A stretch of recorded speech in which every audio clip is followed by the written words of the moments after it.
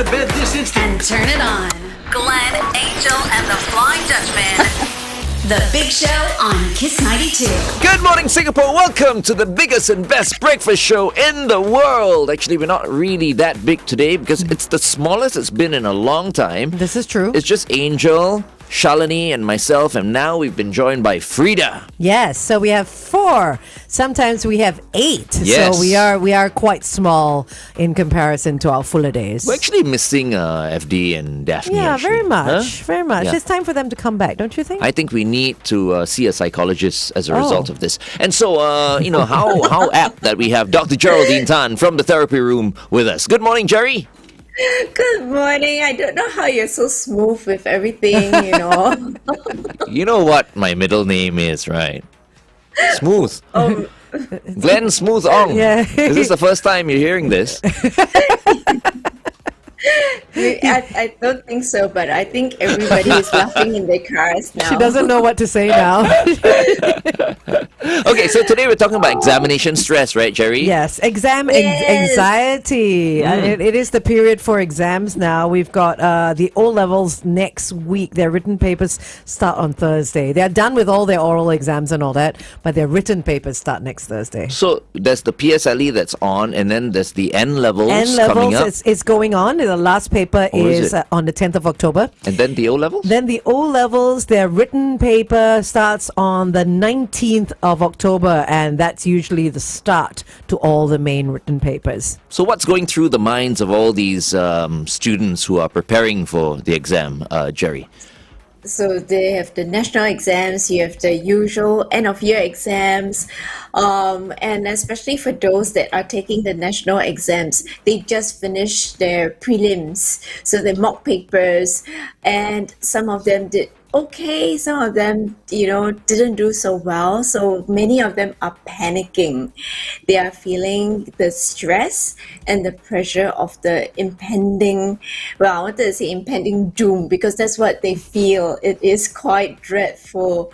So you can literally feel the anxiety of the students as they come in for sessions. Why though? Why do they feel so anxious? Fail lah. These days, you fail, you just become an influencer. That's all. Funnily enough, that is the dream of a lot of kids these days. I was walking somewhere randomly near a train station, I think, and these 2 kids, maybe 12, 13 years old, 2 boys. He's like, I don't want to study anymore. I want to become a YouTube star. There you see. So that's what they aim for.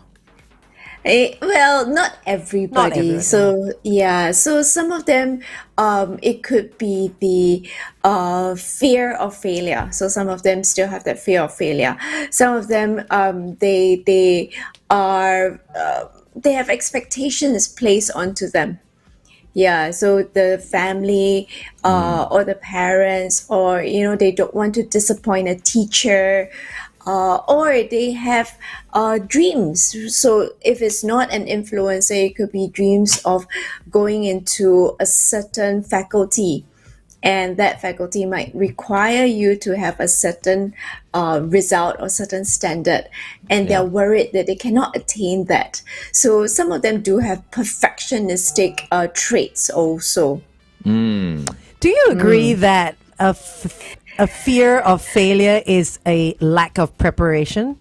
Because if you know your stuff, you're confident, right? Yeah. But if you don't know your stuff, then that's when you start to panic and start to cram all your studies into the last couple of days, and you have sleepless nights and all that. I don't know, Dr. Jerry, do you think so?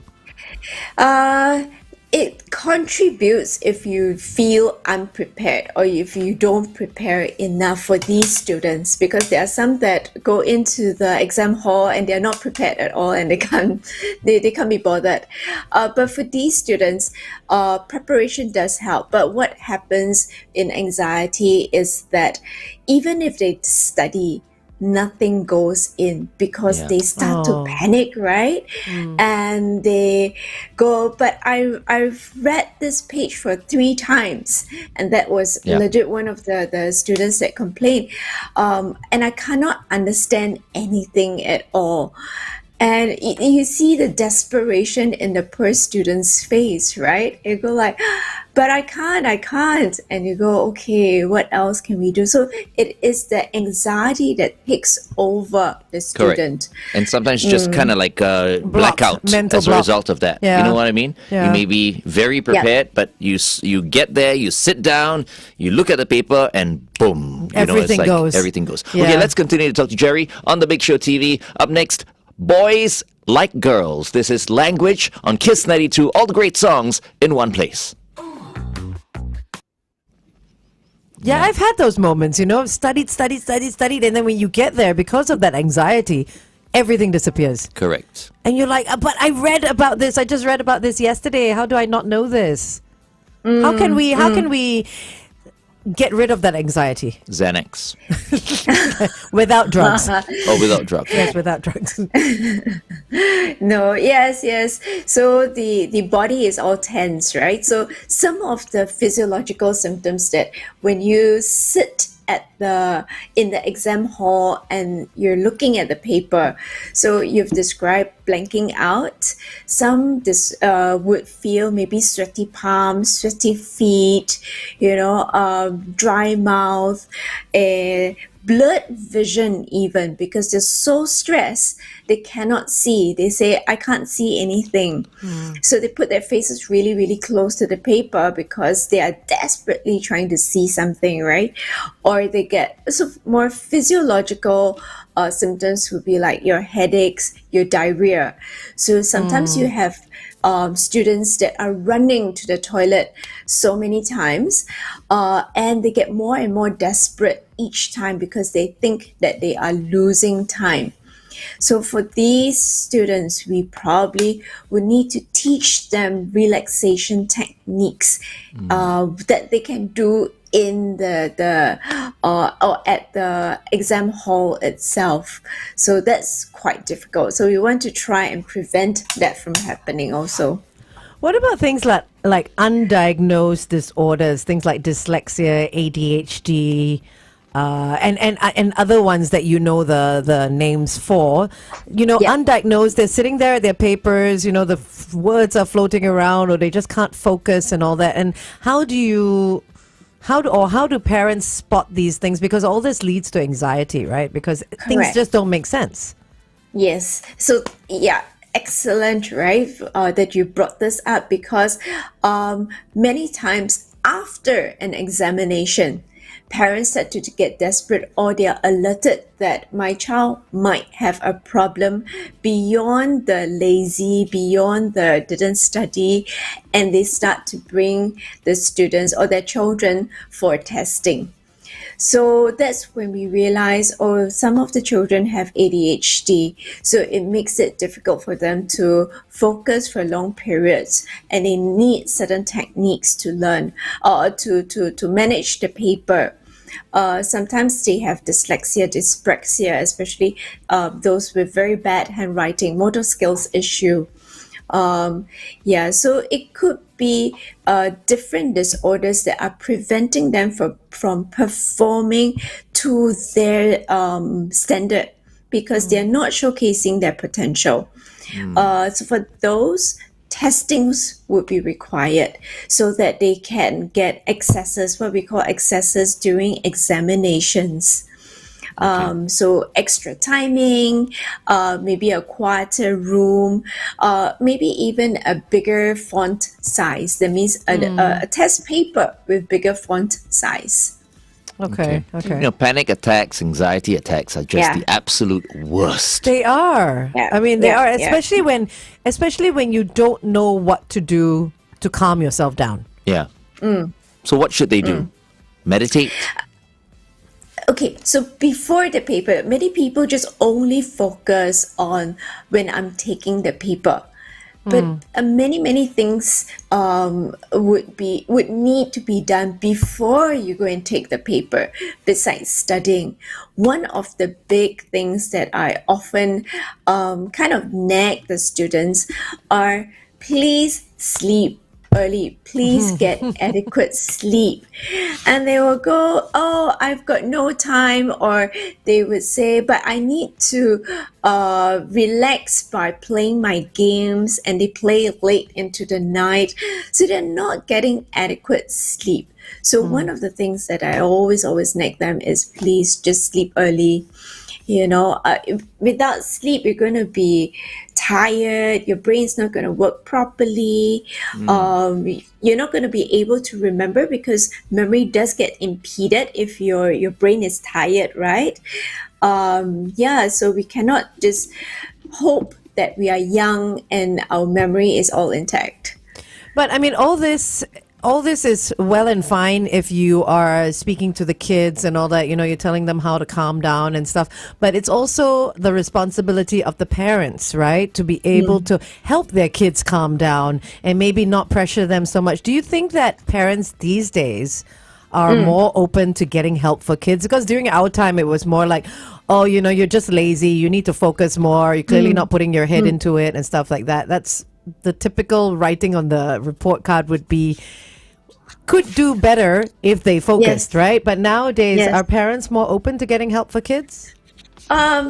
So if you're talking about, every student having access, no. But if let's say the parents suspect that the child has anxiety, that means not just stress, but more than stress. They are showing symptoms. They're breaking down. They are melting down, perhaps. The parents are a bit more comfortable to come forward and say, my child needs help. But I also have a fair number of parents who bring the students, and I have to then work with the parents because they think that they are failures. As in, the parent themselves feel like they failed in their parenting process. And why is it that my child doesn't tell me, or why is my child breaking down? Is it my fault? But it's no fault of the parents. So they like to, blame themselves or point a finger at someone. But it's not about that. Sometimes they just need a little bit more resources. And I'm glad the parents are able to provide them with those resources. Okay, Chop, we are going to go on the radio, and I think that's a very good question, Angel. You can ask her that question again. Oh, is it again? They're the parents.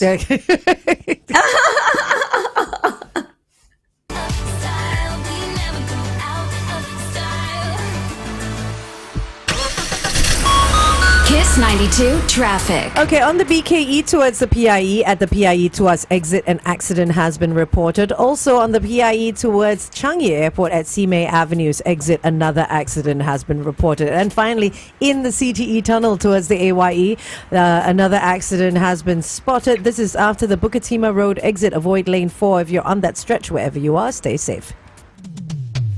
Welcome back to The Big Show and The Big Show TV. Our guest for this morning and every Tuesday morning is from the therapy room. She is award-winning psychologist, Dr. Geraldine Tan. Good morning, Jerry.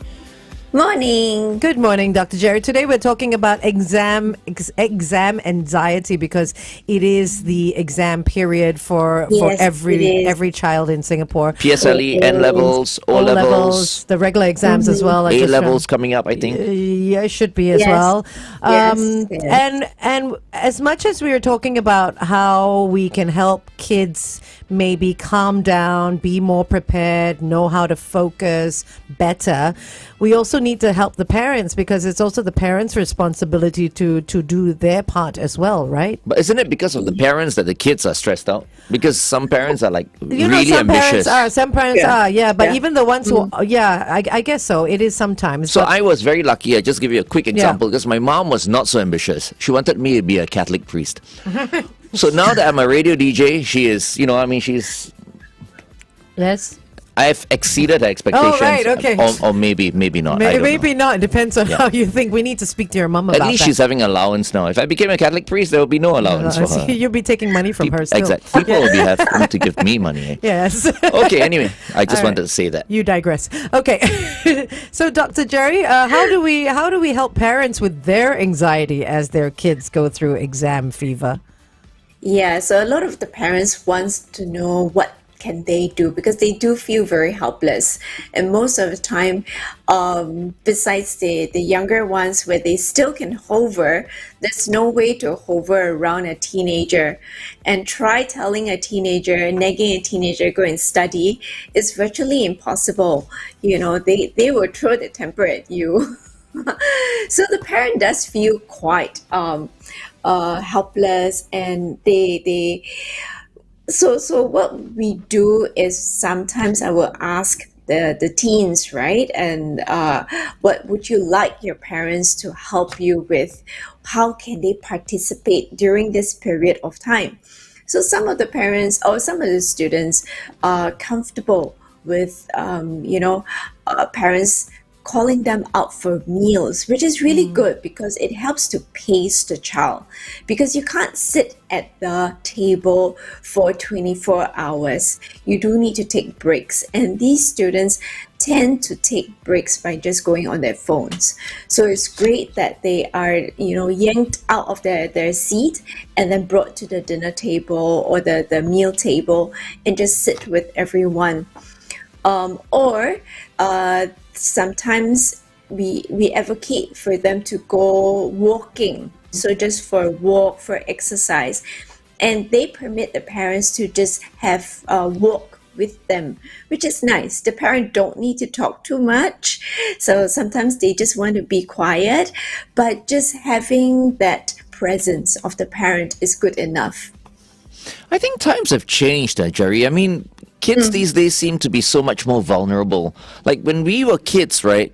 I feel like we were fearless to the point of being ridiculously fearless, But these days, kids are not like that. Kids genuinely have, fears. They do. Why is this the case? I knew you would ask that question. It was either yourself or FD who would ask this question, like, why are our children so vulnerable or soft these days, right? They're not. It's just, it feels like there's so much more at stake because they know they have so much more awareness, knowledge, resources. And if you're not able to attain certain level of perhaps academic achievement, it almost feels like you might lose everything. So yeah, that sense of loss is very, very real for many of them, but when we were growing up and maybe the earlier generations, there's no it's not there's nothing to lose, but we're not as aware of what we can lose. Okay. Yeah. All right, let's continue to talk to Jerry on The Big Show TV. Coming up very soon, George Ezra. Keep it right here. It is 8:16. Kiss 92 Time Check brought to you by... So, to what Glenn said, why they so much more vulnerable, and then you said because they have more resources, they have more knowledge, but also I feel they have more visibility. That if they do succeed, a lot more people know about it. And the same is if they do fail, well, not fail, but they don't achieve what they want, they also have more people who know about it because of the way the world is in terms of sharing information and stuff like that, right?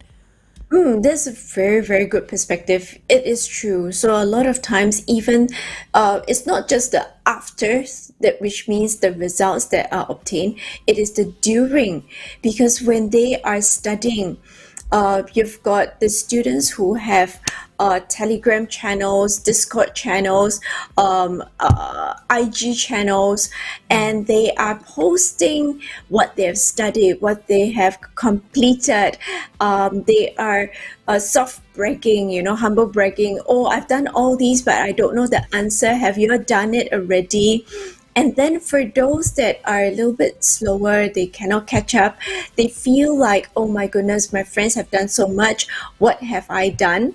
So they feel like they are lagging behind and they start to get very worried. So there's this insane competition even before the exam paper is being put in front of them. So it's the entire process. So some of them, we literally say, delete your app. So if the going into the app is not possible because it's such an automatic muscle memory that you click onto your app, then delete the entire app. Don't go into it. There are some of the students who really do that, or the older ones who are a little bit more aware, they will just dump their phones for this period of time. That's a tough thing to do because that's like an extension of yourself nowadays. The phone, the apps, and everything else. You were talking earlier about parents and kids spending time taking breaks from school, from studying and all that, like maybe going out for a meal or going for a walk. And you said something about kids permitting parents to walk or talk with them or take them out. Is that what parents are forgetting that they need to ask permission as well from their kids instead of just the kids asking permission from them? I like how you pick up on all these. Yes, our teens, right? Our teens are in a very peculiar stage of life, and they love their privacy, they love their space, and they get very, very prickly when they are in it. When they have intense emotions.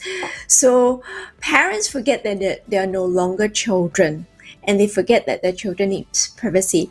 So what do? They behave like their children are still in primary school, and they impose certain things which really annoys the teenagers. So yes, I did deliberately use the word permit the parents, but really it's respecting each other's space, time, boundaries. And it is also a relearning for parents about children's privacy, children's boundaries, because parents sometimes forget that my child can grow up. You spend 12 years trying to mollycoddle them. Okay, we don't mollycoddle them, but we kind of are in their faces, in their spaces for 12 years. And then the next 12 years, we forget that we have to relearn how to deal with them. Okay. I feel like that's so unfair. What? That the parents have to relearn. Look, No, but you it's brought the kids into the world.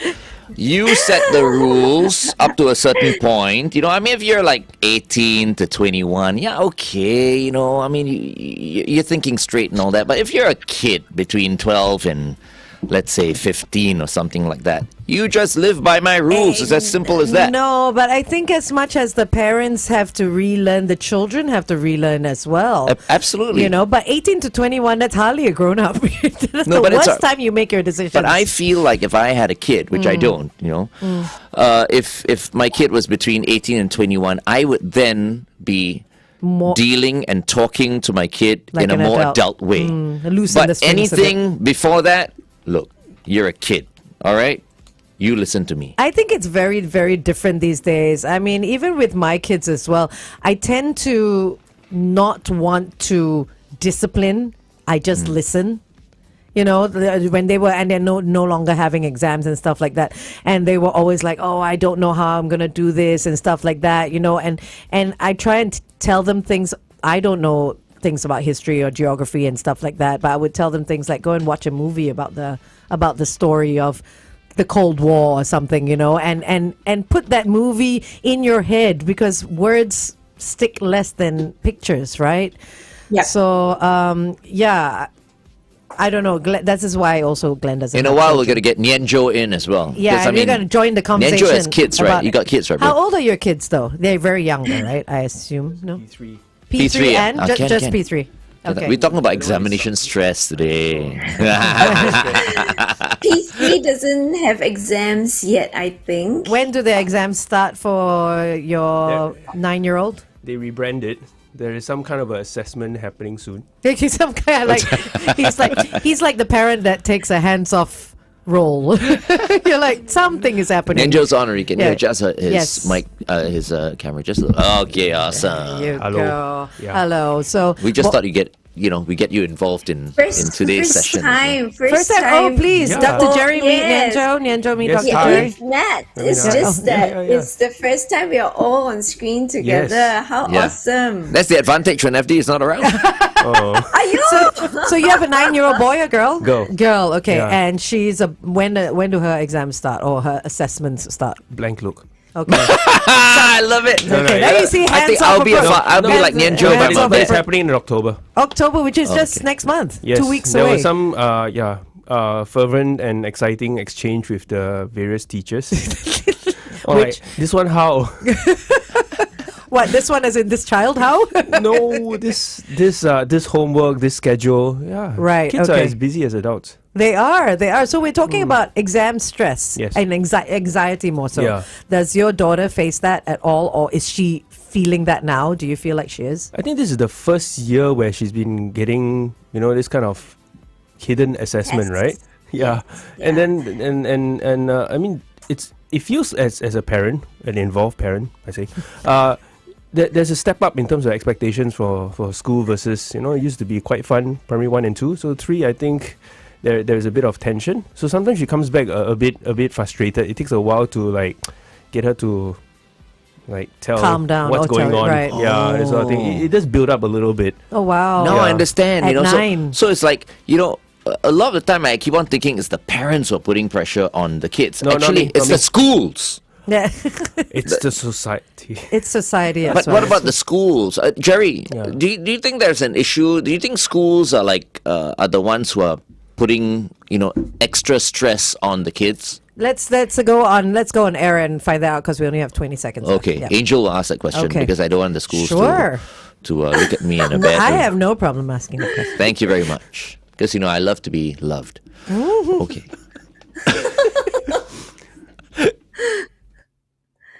Focus I'd leave it all. Oh, for I'd leave it all. Kiss 92 traffic. On the AYE towards Tuas after the Clementi Avenue 6 exit, avoid lane 2 please. An accident vehicle has been spotted. On the KPE towards the ECPE after the Bangkok Drive exit, same situation. Avoid lane 3. Yet another accident has been spotted. And finally on the BKE towards the PIE at the PIE Tuas exit, another accident vehicle. If you spot anything else, it's 88550920.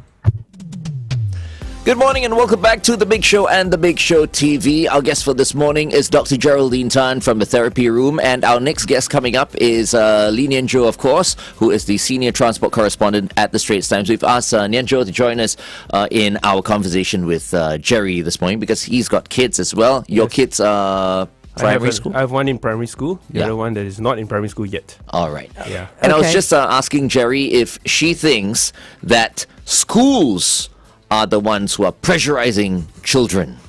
I thought you wanted me to ask. Oh, that's but true, it's okay. actually. It's all right. Okay. You can look like the. I'm feeling brave this morning. Okay, go. So are schools putting pressure on the kids, especially during exam period? Well, I think the schools need to do what they need to do, especially in Singapore, right? The method of learning is different. The style of teaching, the style of the learning environment is different. So the schools do have pressures themselves to deliver. So they pass on that pressure to the students also. But not all the schools are pressurizing the children, but the children themselves. It's very interesting. They do, naturally we do look at the next person, we do compare, we do compete. So that would be something in communities, you see that happening. And we are taught to compete with each other to a certain extent also. So that is what is happening with our students or our children also. They go into school, they see their friends, they hear their friends, or they hear their friends having like 10 million tuition, 10 million enrichment, and they feel like they are left behind even. You know, you were talking about certain distractions earlier, like social media and YouTube and what have you on the devices that kids have. And some Yes. parents either deactivate the accounts or delete the accounts. But Maul has come onto our Facebook and she has said, my daughter actually deleted her apps like Instagram and YouTube, but had to install them because the schools post important updates on social media. So it seems like a very counterintuitive move for schools to do that when they're trying to not distract the children from being on their phones. Yeah, so they need an avenue to get to the students. So the common method would be the WhatsApp group, so a group chat. So if you delete that, but there are so many groups, if you see any of the teens or the young persons WhatsApp chat or the Telegram chat, they have so many group chats and so many notifications. Sometimes you look at it and go like, hey, why do you have like a few hundred notification on your WhatsApp, the little batch there? And they say, yeah, there's so many that I can't be bothered to go and read it anymore. Yeah. Yeah. But I do know quite a number of them are the students themselves, not the parents. The parents don't delete the app for the teens. It would be the children or the teens themselves that delete the Discord app, the IG app themselves All right. until after the examination. Ninjo, so are you facing any issues at this stage of your kids' primary school life?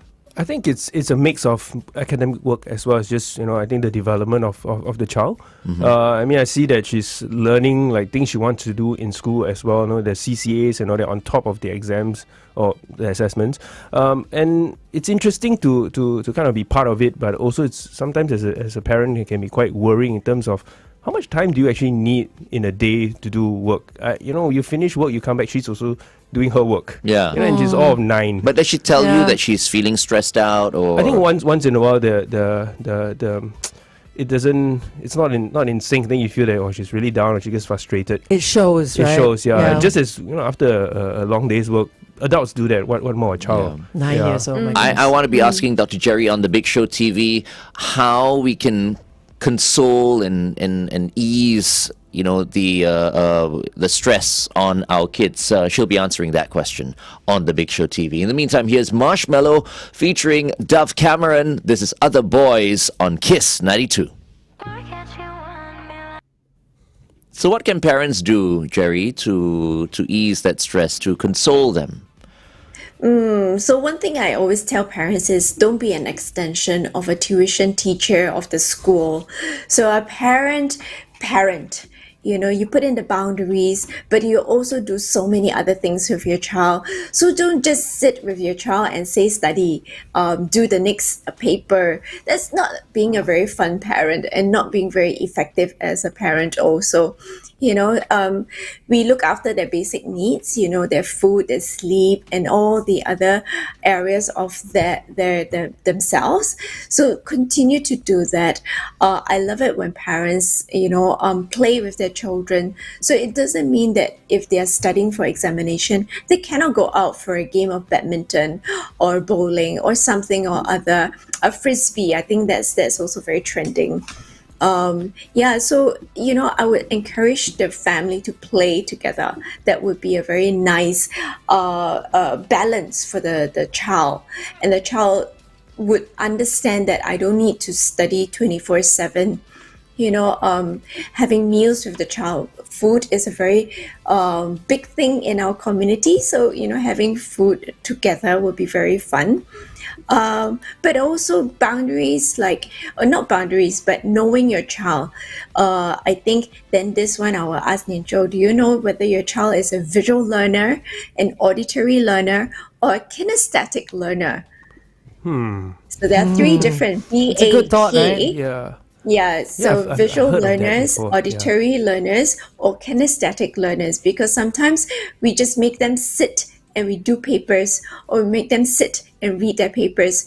But sometimes if they're visual learners, they will need to watch. So if they are doing literature, they need to watch something. The movie or or they something, need yeah. to they need to look at graphs. So their learning style is different. If it's an auditory learner, they might need to read out their materials or have their work read out to them. Kinesthetic learners are more sensorial learners. So if they are studying Chinese, they might enjoy having a tray of rice and then writing the characters in that rise so that they can feel it and it imprints in their minds a little bit more. Wow, So that would be troublesome. Yeah. Yeah. Or sand or anything. Right. So Niancho, what is your 9-year-old? Do you think audio, visual, or kinesthetic? 1 and 2. I think You it's- can be a couple, I think it's a mix. yeah. Like for certain subjects, it seems to be better in terms of like feeling it. Yeah, other times is, just to make sure that she's with us physically and mentally, to read it out loud. That it focuses her a little bit at this point. Yeah. Yeah. Okay. And a lot of kids, you would start them out with all three, right? Just to see which they sort of gravitate Yes. towards. Yes. So primary school, especially in lower primary, they try out different things, and we use a mix of learning methods, anyways. But sometimes when we grow older, we gravitate towards one or the other. So for those that are more auditory, the fans who are listening in, the listeners who are listening in, they are listeners, so they are more auditory. But for those that are more visual, they will turn on the Big Show TV and watch us either on YouTube or Facebook. So because they really enjoy that whole visual experience. Yeah, for us, cannot kinesthetic lah. I was gonna say unless they come into the studio and touch us or something, but that's not happening. Please come. You can touch me anytime. No.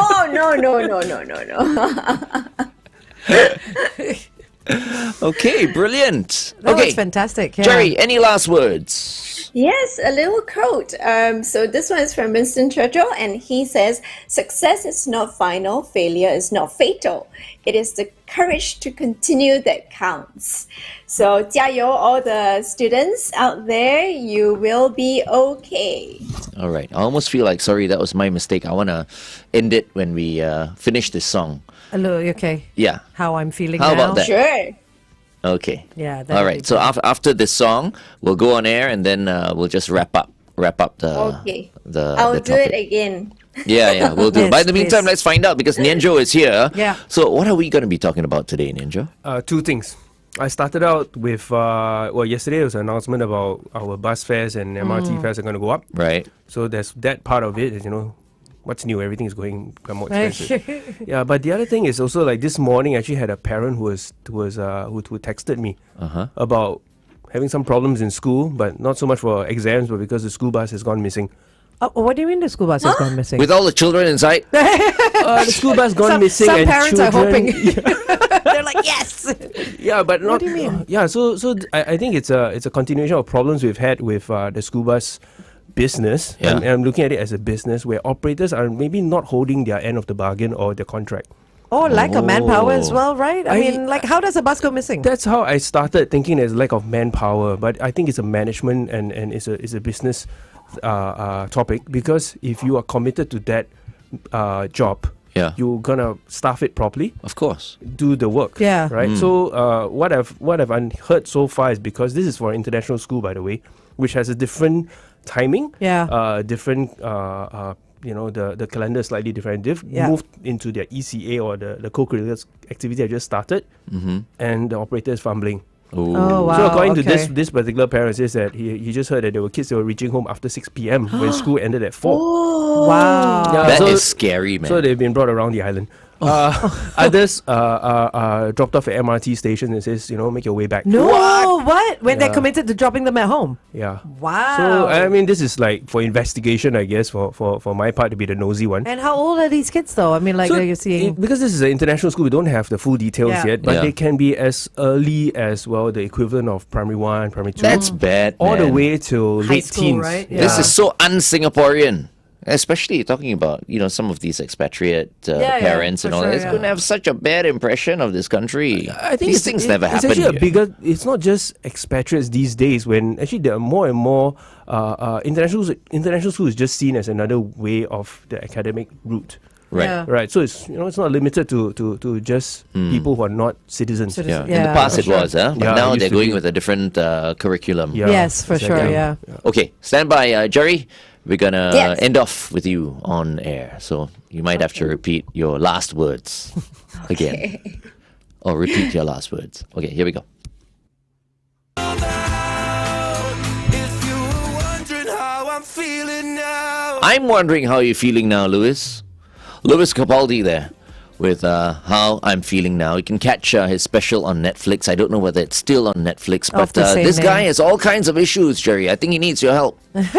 Really, he does. He has mental wellness issues. He has, I think, he has Tourette's syndrome Tourette's as well. syndrome, yeah. You know, he's, I think, he's a bit autistic as well. It's still on Netflix. Yeah, it's still It on is still Netflix. Netflix, Yeah, yeah. but he's such a talent, right? But not really doing very well from what I hear these days. Anyway, Jerry, thank you very much for Yes. joining us today. We've been talking about examination stress, and I certainly hope that Yeah. parents who were tuned in earlier on can take something away from today's session, because it's so important to keep our kids, Calm. Calm, because they're so vulnerable Yeah. at this They are. very young Yeah. age. Yeah. Okay, Jerry, any last words? Yes, I'm gonna have a second quote just because of what Ninjo said about the bus disappearing and everything. This one is by Mahatma Gandhi, and he says, "You may never know what results come from your actions, but if you do nothing, there will be no results." So it's for the student, but I hope these bus drivers start doing something, and then we'll have some results.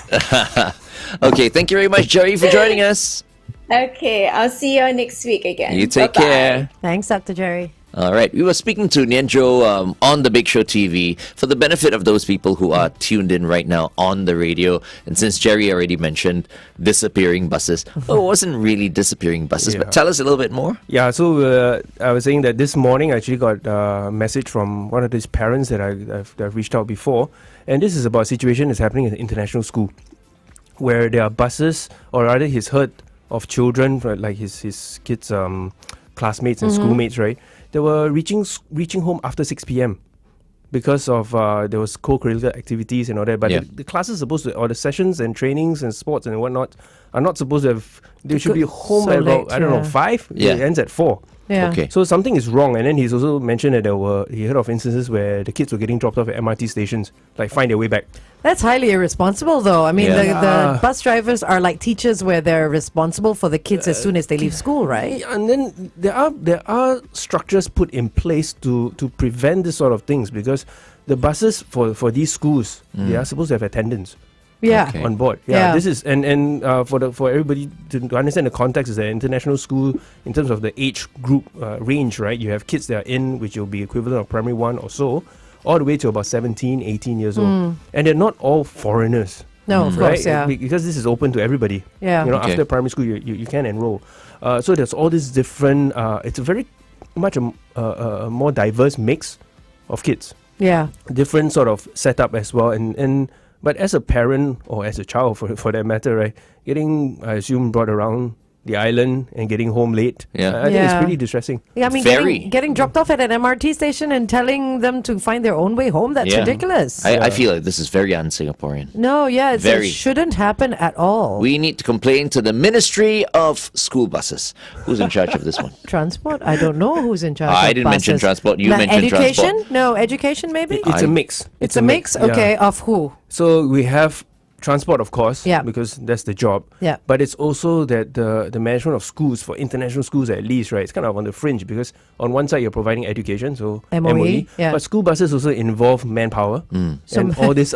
it's- Wow, as many ministries in one. Yeah. Then. So why Okay. not these schools just get their own buses? For example, this is X International School. So on the bus will be Yeah. written They X have International those, right? School. They have So those. historically, I mean, I can't really get into those details, but Yeah. then schools are allowed and used to, back in the day before my time, Yeah. they actually own and operate their own buses. Yeah, they should. I no? remember my That's the school best. buses had their Yeah. names on it as well. Yeah, but- me too. Yeah, I remember that. So these things with the branding, I think that's secondary, because it's just like Okay. you could rent a truck and then brand it KISS 92, but it's not your truck. Right, yeah, So, got it, yeah. but the operation have it back then. It was schools actually that were owning it, or actually engaging the uncle works for Yes, the school, right? yes, directly, yeah. But increasingly, it's you find private companies or independent third parties that are running it. They tender for these projects. Yeah. Yeah, and these are pretty lucrative projects as well. Yeah, I think all Yeah. schools should have their own school buses. I think it will be much more organized in that sense. I think so as well. Tun yeah. Sri Lanang School. Okay. Skola. Skola. Sekolah. Okay, we'll continue to talk to Nianjo. Nianjo, of course, is the senior transport correspondent at the Straits Times. Lee Nianjo is with us right now. Here's Ariana Grande, No Tears Left to Cry on Kiss 92. I know we were meant to talk about bus and train fares, but this one is so much more interesting because, Makes me a bit angry. because you said just before we came onto the Big Show TV that it's a very lucrative business. Yes. And that's why I feel they're not giving their 100%. They're just doing maybe 75% of what they need to do so that they can fill more rides. Because with more rides, they make more money. Not so much more rights, but more contracts. More contracts, yeah. So they try and stuff in more in the It's a bit day. different. I mean, there's a slight difference in there. on Glenn's point that schools should run their own buses, right? Well, if that happens, is that the bus driver and the bus is pretty much unused for a big part of the day. Yeah, they only do that little I would bit. love yeah. to be a driver like that, though. I mean, if I'm just earning a monthly Yeah, you have a side wage. hustle as well. Or between things, you are Grab or whatever it is, yeah. So in the on the support for these independent arrangements. So what I've learned so far is that we talk about international schools today, but in the morning, way in the morning. So the MOE primary schools, Yeah. you start off. You got to get the kids in By 7:15, or yeah. so. Actually, Yeah. the drivers or rather the operators say, I want to get the kids in as early as possible. So that they can Then they connect to the next job, which is The let's call it international international school, yeah. schools or worker transport and Yeah. so on. And then after you drop off that one, which will say take you to, because they start as late 8:30. then you do the ferry services you for pick up- lunch to yes. MRT. Yes. Possibly you Yeah. can also go into Industrial. there are also the other one which are excursions, which is Okay. more ad hoc Yep. and so on. So the ideal case is that bus and driver, you take it as one unit, just works endlessly. Yeah. All the way to, I don't know, maybe I've spoken with drivers who say that their work life begins at 5 something in the morning, pick up the bus, because the bus is not exactly parked downstairs, right? Then they go to do whatever work. In between, there's a bit of a lull, like a 3-4 hour break when they can go for a nap. Then they continue up to like 8-9 p.m. at night. Yeah. So that's the Yeah. ideal case. And being lucrative, the perfect case for the operators will be I'm able to stack these jobs. Kind of like Back the to Grab back. driver thinking. Yeah. Yeah. But I think the problem is when there are changes, whether it's a bus breakdown, whether it is in this case this co-curricular activities changes your Has the equilibrium, timing right? has started. Yeah. So every yeah. time there's a change, I imagine that there's a bit of a scrambling a little bit. Yeah. Yeah. Yeah, because it's not even even if we just use the example of a route of 10 kids. Okay? In your normal school hours, all 10 will be doing this route. Yeah. But then in when it's co-curricular activities, they might not be all 10 doing the same activities as well, and they all don't end at the same time or the same day. Right. Yeah. So it's a lot of management there. I think So- a School Transport Association of Singapore I think needs we to need be that. set up. Exists. Yeah. Huh? Which Oh. exists. It does exist. Yes. School They're doing a transport. shitty Almost. job. Man. Wait. Okay, we're going back on there. Okay. May Schooling has something to say about bus drivers. as Speaking well. of school, May schooling.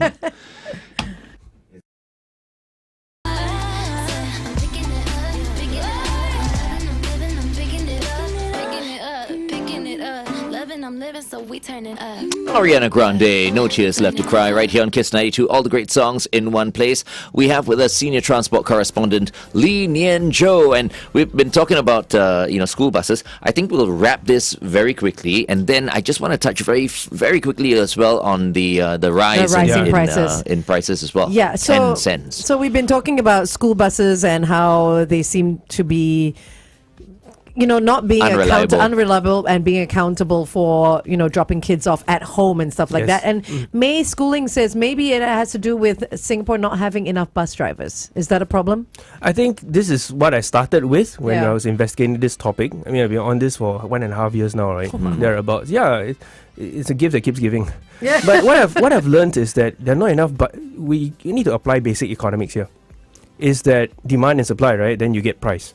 Question then is, you were saying that there is not enough drivers. Is it because they're not paid enough? Pain enough. I Yeah. think so. And this is maybe kind of connects back to our other rising cost problems around us, but it's also on the other side, which is our operators really want right at the limit, or it's just that they're better off doing something else. Opportunity cost now, right? To switch. So not enough drivers is yes at today this arrangement, not enough drivers at this time. Because everybody is going to school at the same time. Yeah. The demand is High. surge, Yeah. right? To use a term we might be more familiar with. So this problem, I think, is something that needs to work itself out. But the other problem is that the fact that private bus operations for schools, for worker transport and what have you, is by definition private.